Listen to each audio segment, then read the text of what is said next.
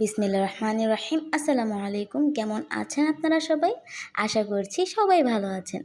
আজকে আমি তিল দিয়ে নারিকেলের পারফেক্ট নাড়ু কিভাবে তৈরি করতে হয় তা নিয়ে চলে এসেছি। তো চলুন শুরু করা যাক।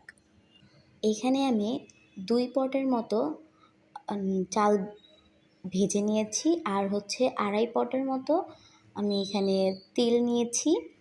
এরপর আমি পরিমাণ মতো এখানে নারিকেল, কোরানো নারিকেল নিয়েছি। এবার আমরা তিল আর হচ্ছে চাল ভাজাটাকে একসাথে মিক্স করব।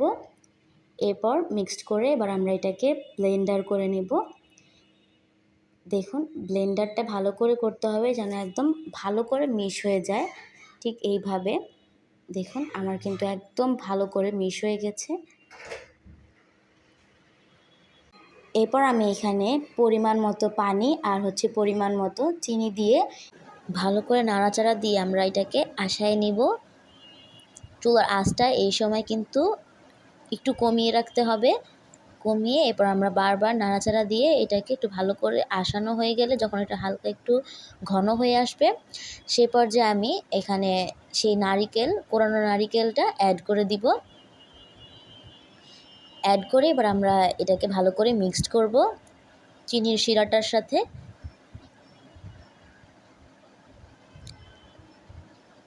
এভাবে যখন কয়েকবার আমরা মিক্সড করে যখন ভালো করে কয়েকবার বলক চলে আসবে, এভাবে দেখুন কালারটা কিন্তু একদম অন্যরকম একটা লাল লাল হয়ে এসেছে। এই পর্যায়ে আমি সেই তিল আর হচ্ছে সেই চালের গুঁড়োটা কিন্তু এখানে অ্যাড করে এবার আমরা আস্তে আস্তে করে চুলার আঁচটা কমিয়ে আস্তে আস্তে আমরা পুরোটাকে মিক্স করব।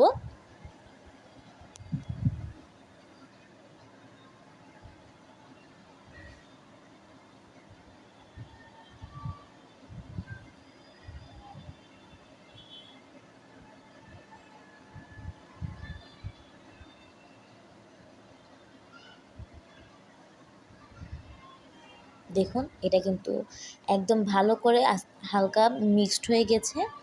সে পর্যায়ে আমরা এটাকে এরকম ভালো করে মিক্সড হয়ে গেলে, এরকম দলা দলা পেকে গেলে হালকা হালকা, সে পর্যায়ে আমি এটাকে নামিয়ে হালকা একটু গরম থাকা অবস্থায় আমরা এরকম ছোট ছোট করে নাড়ুর মতো শেপ দিয়ে নিব। আপনারা কিন্তু এখানে শেপটা আপনাদের মতো করে দিয়ে নেবেন।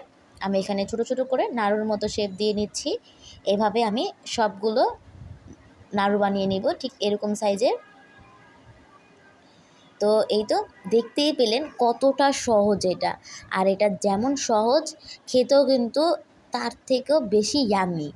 তো এই তো আপনারা বাসায় অবশ্যই ট্রাই করবেন, তাহলে বুঝতে পারবেন। আমি আপনাকে এটা একটা ভেঙে দেখাচ্ছি। দেখুন কি সুন্দর হয়েছে।